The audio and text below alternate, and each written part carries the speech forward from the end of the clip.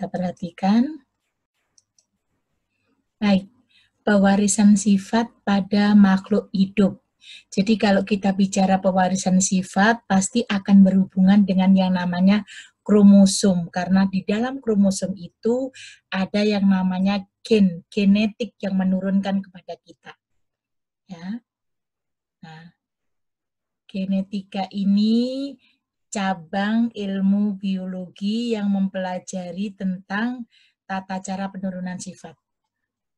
Materi genetik ini memegang peranan penting dalam pewarisan sifat. Ini contohnya. Ini sengaja Ibu pasang di sini foto Ibu dengan keturunannya karena hanya mempunyai satu anak ini ya. Sekarang mana yang harus kita lihat nanti? Anak-anak akan ada tugasnya. Misalnya warna kulitnya nih Bu, sama enggak warna kulitnya?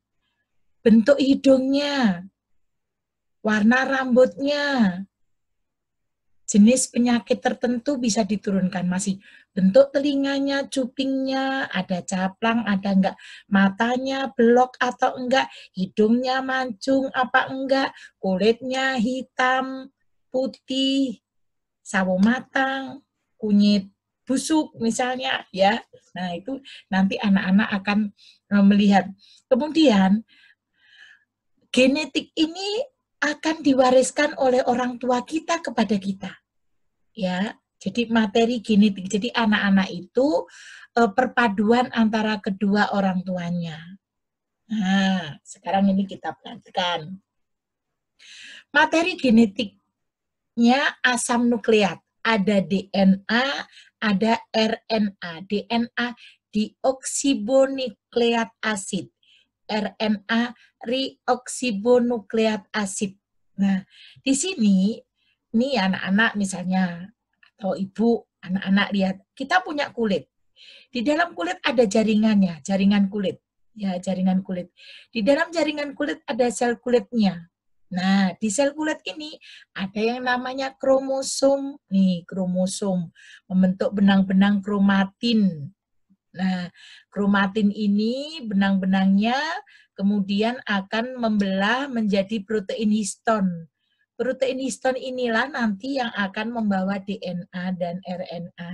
Nah, pada DNA yang mempengaruhi ciri setiap makhluk hidup yaitu gen. Gen. DNA terletak di dalam inti sel, DNA terletak di dalam inti sel, tetapi ada juga yang terletak di luar inti sel. Seluruh untaian DNA ini disebut dengan kromosom. Nah ini kromosom itu ini seperti huruf X ya, seperti huruf X. Nah ini spindel benang-benang kromatinnya. Nah maksudnya begini, anak ini misalnya mamanya berkulit putih, papanya berkulit hitam, anaknya berkulit putih. Berarti kulitnya itu menurun dari mamanya. Gen dari mamanya diturunkan kepada anaknya gitu. Misalnya bapaknya matanya biru, mamanya matanya putih misalnya. Anaknya ikut biru, berarti gen mata itu mengikuti dari orang tuanya tadi. Oke. Jadi apa yang kita miliki sekarang ini merupakan keturunan dari orang tua kita. Nah, ini tadi ya yang lebih jelas lagi. Ini kromosom di dalam tubuh kita, masing-masing ada kromosomnya. Kromosom apa saja, ada kulit, ada telinga, ada hidung ya. Nah, kemudian kromosom ini pertama, di yang kedua ada kromatin, benang-benang kromatin berbentuk spindel nih, benang-benang kromatin. Nah, kemudian ini di sini terdiri dari DNA dan RNA dan berbagai protein yang akan membentuk kromosom. Selama pembelahan sel nih, selama pembelahan sel ini akan terbentuk DNA. Makanya anak-anak kadang dilihat ada yang bingung ini anak siapa, dicek DNA-nya. Oh, DNA-nya sama dengan ibunya. Ibunya juga dicek DNA-nya ya. Artinya untuk menyamakan ini keturunan siapa. Tuh. Pasti kita akan mempunyai DNA yang sama dengan orang tua kita. Nah, ini struktur DNA dan RNA yang anak-anak harus ketahui. Ini DNA. Pada DNA, adenin ini ada adenin berpasangan dengan timin, ATGS. Guanin dengan sitosin. Di sini C ya, sitosin. Tapi biasanya sitosin di buku anak-anak pakai S ya. Jadi ATGS. Tapi kalau pada RNA itu adenin dengan timin, guanin dengan urasil. Nah, apa peranan materi genetika dalam menentukan sifat? Sangat berperan sekali. Nah, di rumah anak-anak, mamanya lembut, bapaknya mungkin suka marah, misalnya, oh aku kok suka marah, berarti sifatku menurun dari bapaknya. Oh aku itu kok kalau lemah lembut, oh berarti menurun dari mamanya. Anak-anak bisa sendiri. Sekarang mengamati anggota keluarga dalam satu rumah. Nah ini Ibu kasih contoh nih. Ini keluarga Ibu ya, ini keluarga Ibu nih. Ibu hanya punya anak satu nih, ini Kak Bangga, ini suami Ibu. Nah, di sini anak-anak bisa lihat, oh Kak Bangga itu mirip dengan siapa? Mirip dengan ibu, apa mirip ke bapaknya? Nah, yang akan menang, maka dia akan dominan. Yang pasti yang ibu ketahui kalau warna kulit mirip dengan bapaknya, karena bapaknya putih, Kak Bangga putih. Nah, ibu hitam. Nah, berarti untuk warna kulit sama bapaknya gitu. Yang lainnya nanti bisa anak-anak bisa nanti mengetahui dari orang tuanya. Nah, ini berikutnya tugas dari anak-anak mengamati ciri tubuh anggota keluarga. Pasang fotonya. Jadi ibu minta tolong dipasang fotonya ya, fotonya mungkin dipasang di buku. Sekarang kan gampang misalnya kakaknya jauh bisa video call gitu ya. Nanti di sini ini ada ayah, ibu, kamu, kakak, adik, satunya adik. Warna kulitnya, misalnya gini contohnya, warna kulitmu nih yang disamakan kulitmu. Ayah misalnya ayah putih, ibu hitam. Kamu misalnya ikut putih, berarti warna kulit ikut ke ibu, dikasih conteng sini ibu. Oke, kalau kakakmu ikut ke siapa gitu ya, coba dilihat bentuk wajahnya, lonjong, opo bulet, seperti siapa. Matanya, belok, opo sipit, opo sedeng, itu dilihat mamanya. Tapi jangan dipelototin mamanya, mah aku mau melot. Lihat, enggak. Ma sambil ngobrol dilihat, oh iya ternyata mataku sama dengan mama, nanti diconteng tugas IPA. Oh ternyata hidungku sama dengan ayah, diconteng gitu ya. Jangan nanti, ya diem dulu, aku mau lihat mengamati ya mama. Apanya bisa marah nanti. Kasih tahu ini ada tugas IPA, Pak. Tugasnya mengamati aku itu gennya lebih menang siapa? Lebih menang dari ayah apa lebih menang dari mama? Bentuk rambutnya misalnya, bapaknya ikal, mamanya lurus. Kalian bentuk rambutnya ikal berarti mengikuti siapa? Itu ya. Nah, kebiasaan menggunakan tangan, yang satu tangan kanan, apa ada yang kidal, kalau sama-sama tangan kanan berarti mengikuti antara ayah dan ibu. Nanti antara ayah dan ibu ini kalian jumlah mana yang lebih banyak. Misalnya, oh aku itu ayahku kebiasaan dari ayah itu aku ada 10. Dari ibu aku ada 11. Maka kesimpulannya ciri tubuh kalian itu lebih mirip ke ibu karena beberapa alasan yang tadi sudah kalian amati gitu ya. Makanya mengapa ibu suruh kasih foto, karena ibu biar tahu, biar menyamakan, oh bener enggak ya kesimpulannya ini, cara tidak langsung kan ibu bisa lihat, oh wajahnya, mungkin kalau rambutnya mungkin ibu nggak bisa lihat ya, kalau mamanya berkerudung, oh rambutnya ikal apa lurus, tapi anak-anak enggak boleh bohong ya, jujur itu harga mati. dan sebuah harga diri itu yang harus dipegang. Nah, kemudian ini untuk sel sperma, untuk anak laki-laki, seorang anak laki-laki itu punya simbol XY, ya, XY. Untuk anak perempuan itu hanya XX, ya, berpasangan. Laki-laki XY, perempuan XX. Misalnya begini, ini sebuah perkawinan, seorang laki-laki, seorang bapak, berarti dia punya jumlah 22 AA ditambah XY. Ini berarti laki-laki. Yang perempuan 22 AA ditambah XX. Di sini anak-anak tahu, kromosom tubuh ini dari kromosom tubuh kita yang berpasangan secara diploid, berpasangan 2N. Jumlahnya ada 46. Kemudian kromosom sel kelamin sendiri, haploid ini, sel kelamin itu sendiri.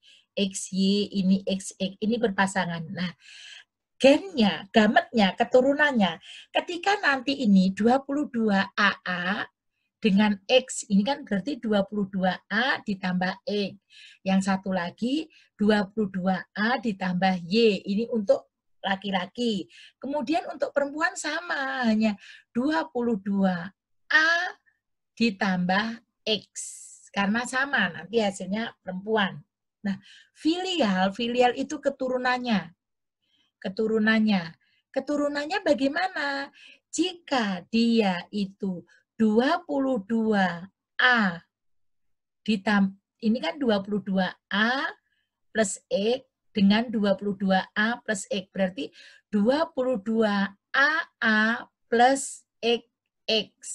Nah, yang satu 22A ditambah Y, 22A ditambah X, menjadi 22AA ditambah XY, berarti anaknya laki-laki dan perempuan, gitu ya. Misalnya, kalau misalnya nanti yang ketemu hanya 22AA plus XX, Bu, berarti anaknya perempuan. Nih, kromosom tadi kan berpasangan. Kromosom nomor 1 sampai 22 disebut autosom, kromosom tubuh kita. Ini autosom. Kromosom nomor 23 disebut dengan gonosom, kromosom kelamin. Ini autosom dari 1 sampai 22 autosom. Ini namanya gonosom kelamin. Kelamin itu hanya 2, hanya laki-laki dan perempuan, nggak ada abu-abu, ya. Nggak ada setengah laki-laki setengah perempuan, lihat jenis kelaminnya aja. Alat reproduksinya, bentuknya bagaimana, anak-anak kemarin sudah mempelajari. Oke. Berikutnya, nah, pembentukan bayi lelaki dan perempuan. Ini tadi yang Ibu terangkan di depan. Kalau tadi 22 plus X, yang X-nya ketemu dengan X, maka akan menjadi bayi perempuan. Nah, kalau 22Y ketemu dengan X, berarti 44 plus XY, maka menjadi bayi laki-laki. Tuh ya. Jadi kalau XX perempuan, XY itu laki-laki.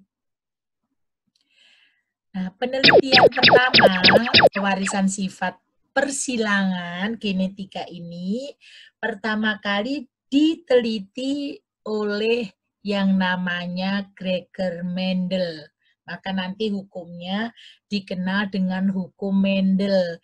Jadi Mendel ini pertama kali menggunakan kacang ercis. Kacang ercis untuk melakukan penelitian. Karena apa? Kacang ercis itu mempunyai banyak sifat beda. Anak-anak bukan kacang buncis ya, kacang ercis. Kacang ercis itu biasanya kalau dibuat sop, bentuknya seperti ini. Mulai dari bijinya, warnanya ada kuning bulat, bisa keriput, bisa hijau, bentuk kulitnya, kemudian bunganya itu ada yang aksial, ada yang di atas sendiri. Nanti anak-anak bisa perhatikan di buku ada ya, atau cari referensi lain gitu. Jadi mengapa Gregor Mendel ini menggunakan kancang ercis? Karena ini banyak mempunyai sifat beda. Oke, ya penelitian pertamanya. Berikutnya, ini istilah-istilah dalam genetika. Ada yang namanya gen, tadi genetik.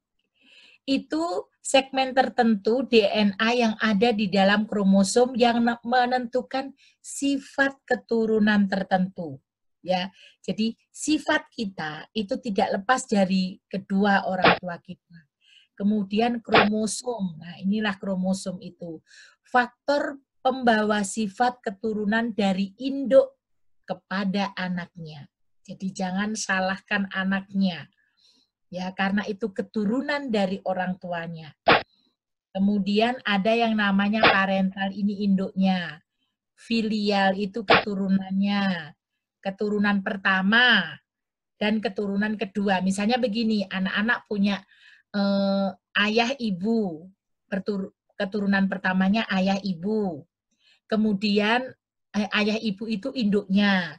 Berarti keturunan pertama kalian, anak-anak. Berarti keturunan pertama anak-anak. Ketika nanti anak-anak sudah menikah, punya anak, cucunya, itu disebut dengan keturunan kedua. Anak kalian menikah lagi, berarti sudah keturunan ketiga. Gitu. Jadi dari mana awalnya induk yang dilihat, maka itulah yang pertama parental. Bu, misalnya saya dari nenek saya, berarti nenekmu induknya. Berarti orang tuamu adalah keturunan pertama. Kalian adalah keturunan kedua. Anakmu berarti keturunan ketiga. Itu caranya. Nah, berikutnya, genotip. Genotip sifat yang dibawa oleh gen di dalam. Genotip. Suka senyum, suka menolong, ya, ramah, itu genotip ada di dalam. Oke. Kemudian ada yang namanya fenotip. Fenotip itu sifat yang tampak dari luar, bisa dilihat. Anak-anak ingat, fenomena alam, bisa dilihat warnanya, bentuk rambutnya, warna kulitnya. Ya, bisa dilihat. Semua yang bisa dilihat adalah fenotip. Kemudian dominan. Dominan itu sifat yang lebih kuat yang akan muncul pada keturunannya. Seperti tadi, ketika anak-anak melakukan pengamatan pada orang tuanya, itu mana yang lebih banyak muncul, itu dominan namanya. Misalnya banyak bapak, berarti yang dominan bapak. Dalam persilangan, yang dominan akan dituliskan dengan huruf besar, disimbolkan dengan huruf besar. Kemudian resesif. Resesif itu sifat yang lebih sedikit lemah muncul pada keturunan, ditulis dengan huruf kecil. Misalnya begini, anak-anak suka menolong. Suatu saat nggak mau menolong, tapi hari-hari suka menolong. Berarti yang dominan anak-anak itu berarti anak yang suka menolong. Tidak suka menolongnya tertutupi. Ya, itu resesif, dia akan kalah. Anak-anak senang belajar, senang belajar, tekun belajar. Tapi suatu saat, sekali dua kali tidak belajar. Berarti yang dominan adalah kalian termasuk anak-anak yang rajin belajar. Dominan itu yang menang, ya. Pokoknya yang menang. Resesif itu yang tertutupi gitu, tertutupi. Anak ini malas, tapi sebenarnya ternyata rajin, dibilang malas. Malasnya hanya kadang-kadang tertutupi dengan kerajinan anak tersebut. Ya, itu resesif namanya. Intermediate ini sama kuatnya muncul pada keturunan. Sama-sama gitu. Misalnya mamanya putih, bapaknya hitam, anak-anak kuning langsat. Nah, itu berarti intermediate, perpaduannya sama kuatnya. Ada homozigot, pasangan gen yang sama kuatnya. ada homosisip besar, resesif huruf kecil, heterosip pasangan gen yang tidak sama kuat. Galur murni itu organisme dengan genotip homozigot biasanya dominan. Galur murni itu yang langsung menurun kepada kita. Maksudnya persilangan hibrida atau bastar. Persilangan itu ada yang pertama yang akan kita bicarakan nanti, persilangan monohibrida. Mono satu sifat beda. Yang kedua, persilangan dihibrida, 2 sifat beda. Sebenarnya ada trihibrida, tapi mungkin tidak kita bicarakan ya anak-anak, mungkin nanti ketemu di SMA atau kuliah gitu ya. Mungkin penyakit yang menurun pada kita, pada anak-anaknya itu apa saja. Bu, berarti penyakit itu bisa diturunkan dari orang tua kita. Iya, jika kita tidak bisa meminimalir maka akan menurun kepada kita. Ya, harus diketahui itu. Nah, sekarang kita bicarakan tentang persilangan monohibrida. 1 sifat beda. Nah, contohnya nih, tumbuhan berbunga kuning, hanya bunganya saja, berbunga kuning disilangkan dengan tumbuhan berbunga merah. Tumbuhan berbunga kuning disilangkan dengan tumbuhan berbunga merah. 1 sifat beda. Yang kedua, kucing berbulu putih dikawinkan dengan kucing berbulu hitam. Kita ambil bulunya saja. Padahal kucing kan ada matanya, ya matanya belok misalnya. Yang ketiga, tanaman berbatang tinggi disilangkan dengan tanaman berbatang rendah. Ya, misalnya mangga yang tinggi disilangkan dengan mangga yang rendah. Nah, seorang ahli yang menemukan rumusan ini, persilangan ini, dikenal dengan Mendel. Nah, persilangan monohibrid 1 sifat beda ini dikenal dengan hukum 1 Mendel tadi yang menyelidikinya dengan Ercis. Ya. Bapak genetika, kalau ditanya bapak genetika kita adalah Gregor Mendel. Persilangan monohibrid dominan penuh. Nih, kasih contoh merupakan persilangan 1 sifat beda, di mana sifat resesifnya akan tertutup oleh sifat dominan. Ya, resesifnya tertutup. Bila ada 2 gen resesif dan gen dominan ada bersama-sama, maka sifat resesifnya tidak muncul. Kita punya 2 sifat. Manusia punya 2 sifat. Sifat baik dan sifat buruk. Kita berusaha meminimalir sifat buruk kita agar tidak muncul. Ya, jadi dominan sifat baik kita. Anak-anak harus berusaha mengendalikan hawa nafsu. Kepingin marah, jangan. Ya, berikan senyum kepada semua orang, itu ibadah. Dominannya tersenyum. Oh, ketemu Bu Septin itu yang orangnya suka senyum.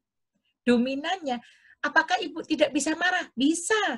Sekali waktu ibu bisa marah, tetapi tertutup dari hari-harinya yang mungkin kalau ketemu anak-anak, ibu tersenyum. Kapan waktunya marah? Mungkin pas nggak ngerjakan PR. Udah seminggu lewat, PR-nya nggak dikerjakan. Tetapi dominan hari-harinya bukan marah, tetapi senyum.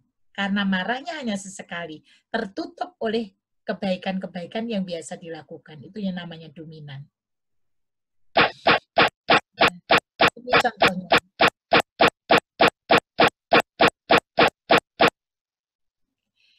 Tanaman berbatang tinggi dominan, udah disebutkan.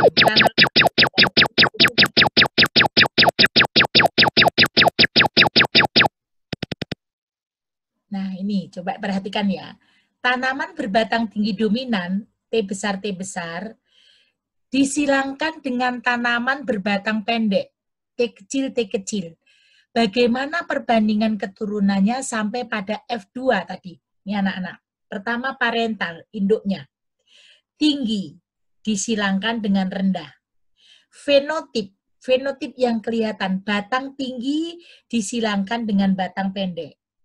Genotip, genotipnya tadi, T besar disilangkan dengan T kecil. Gametnya, gennya, berarti di sini ada T besar, ada T kecil. Keturunan pertamanya, anak pertama, berarti batang pertama ini T besar, ini T kecil disilangkan, berarti T besar, T kecil. Karena T besar dominan, maka F1 ini batangnya tinggi. Ada T besarnya. Sekarang kita lihat, batang tinggi akan disilangkan dengan batang tinggi. Apakah nanti keturunannya tinggi semua? Kita lihat di sini. Ini kan keturunan kedua, P2, induk yang kedua. Batang tinggi, T besar T kecil disilangkan dengan batang tinggi. T besar T kecil, nih lihat. Fenotipnya batang tinggi dengan batang tinggi. Genotipnya T besar T kecil dengan T besar T kecil. Gametnya berarti ada dua. Ada T besar, ada T kecil. Ada T besar, ada T kecil. Nah, nanti ini disilangkan. Bagaimana hasil persilangannya? Kita gunakan tabel Punnett. Ya. Nih, tabel Punnett-nya seperti ini. F2 tadi. Batang tinggi, misalnya ini ada laki-laki dan perempuan. Batang tinggi, tadi kan di situ gennya, gametnya ada T besar dan T kecil. Di sini juga sama. T besar dengan T kecil disilangkan. Kotak nomor 1, T besar dengan T besar, berarti ini, T besar, T besar. T besar, T besar berarti batang tinggi, karena T besar dominan. Kotak yang kedua ini, T besar, T kecil, masih tetap batang tinggi, karena dominan. Kotak yang ketiga, T besar, T kecil, ini juga masih dominan. Tetapi lihat kotak yang keempat. T kecil, berarti batang pendek. Artinya apa?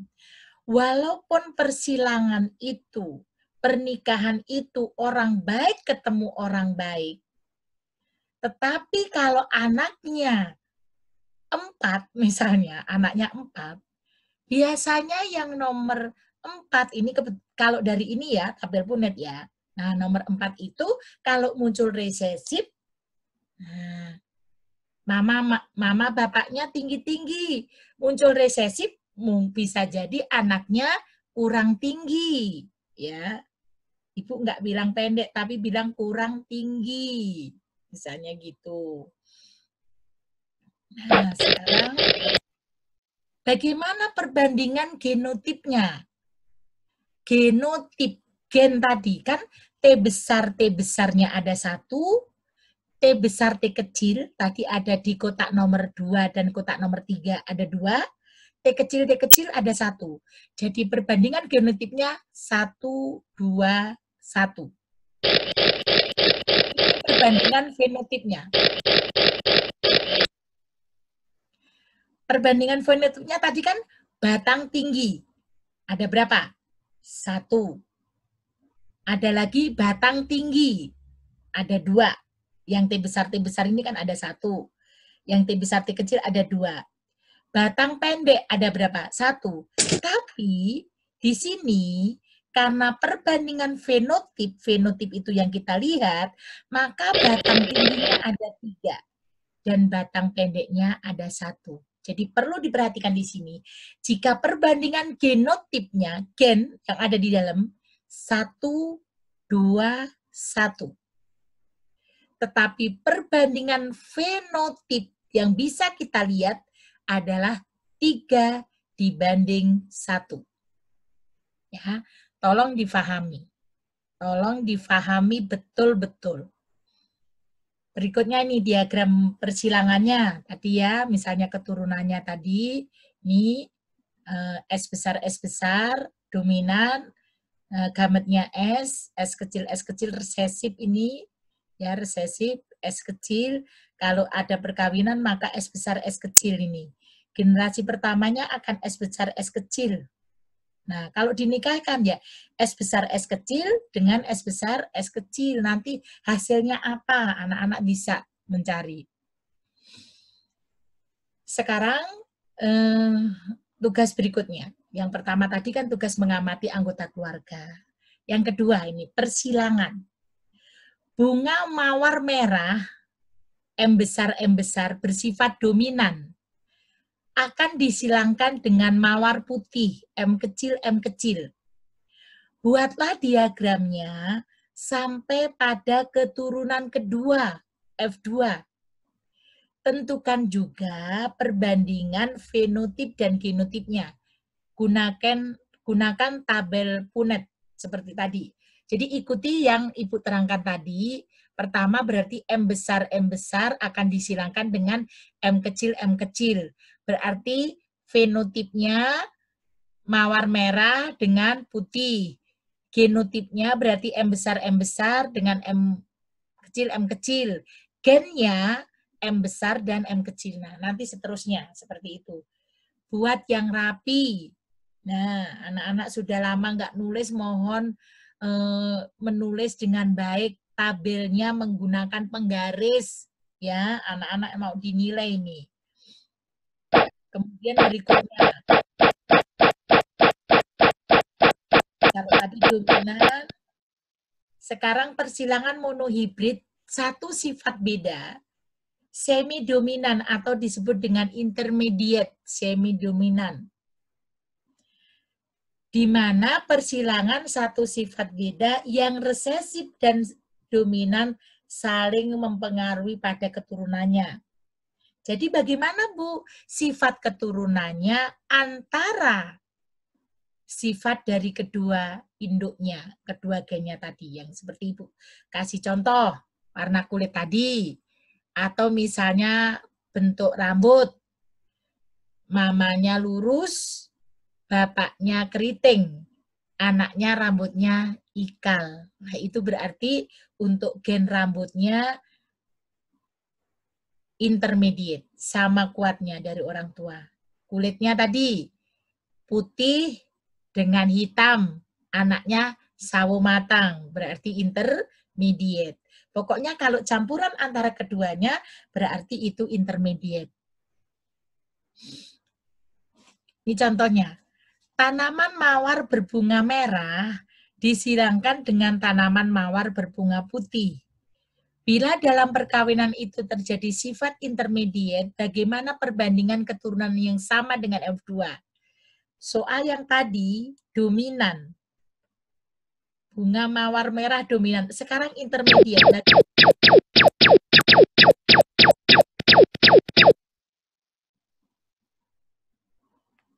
Nah, mohon maaf. Oke, ini. Merah, warna merah dengan putih tadi ya. M besar, M kecil boleh. Gametnya M kecil. Keturunannya M besar, M kecil. Karena intermediate, maka dia akan menjadi merah muda atau rose merah muda. Kalau dominan tadi, M besar, M kecil berarti dia menjadi warna merah karena M besarnya dominan. Karena ini sama kuatnya, warna merah dicampur dengan putih dengan perbandingan yang sama, maka akan menjadi merah muda. Sekarang merah muda akan disilangkan dengan merah muda. Berarti gametnya M besar, M kecil dengan M besar, M kecil.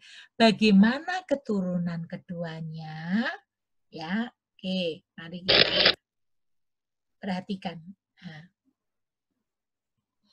M besar nih, M besar, M kecil, M besar, M kecil. Kotak 1, M besar. Berarti warna merah. Kotak kedua dan ketiga, M besar, M kecil. M besar, M kecil. Berarti warna rose, merah muda. Ya. M kecil berarti putih. Nah, ini. Perbandingan genotipnya adalah tadi, karena ini intermediate sama kuatnya. M besar 1, M besar M kecil 2, M kecil 1, yang warna putih. Merah, merah muda atau ros, dan putih. Perbandingan fenotip. Fenotip yang bisa kita lihat. Nah, merah muda, putih. Jadi, untuk intermediate, perbandingan genotip dan fenotipnya sama. 1, 2, 1. Ya, tadi kalau untuk yang dominan tidak sama. Genotipnya 1, 2, 1, fenotipnya 3, 1. Tapi intermediate antara genotip dan fenotipnya sama. 1, 2, 1. Oke, berarti tugas yang ketiga. Kucing berbulu hitam, H besar, akan dikawinkan dengan kucing berbulu putih, H kecil. Perkawinannya secara intermediate, sama kuatnya. Ya, sama kuatnya. Bulu hitam dan bulu putih saling mempengaruhi sama kuat. Maka tentukan rasio fenotip dan genotipnya. Gambarkan juga tabel punetnya sampai pada keturunan kedua. Ya, sampai pada keturunan kedua seperti yang tadi Ibu kasih contoh. Jadi kucing hitam, bulu hitam dengan bulu putih itu nanti hasilnya bagaimana. Oke. Cukup sekian anak-anak pembahasan kita hari ini tentang materi genetik. Persilangannya Ibu baru mengambil dengan satu sifat beda yang dominan penuh dan intermediate. Untuk pertemuan berikutnya, kita akan bicarakan tentang persilangan dihibrid, dua sifat beda, dan penyakit-penyakit yang dapat diturunkan oleh orang tua kepada kita. Akhirnya, Ibu akhiri dulu pertemuan kita hari ini. Selalu teriring doa, sukses buat anak-anak Ibu semuanya. Amin. Hanya itu doa yang dapat Ibu panjatkan buat kalian semua. Jujur, berdoa, teruslah kalian lakukan untuk kebaikan. Baik, akhirnya sampai ketemu kembali.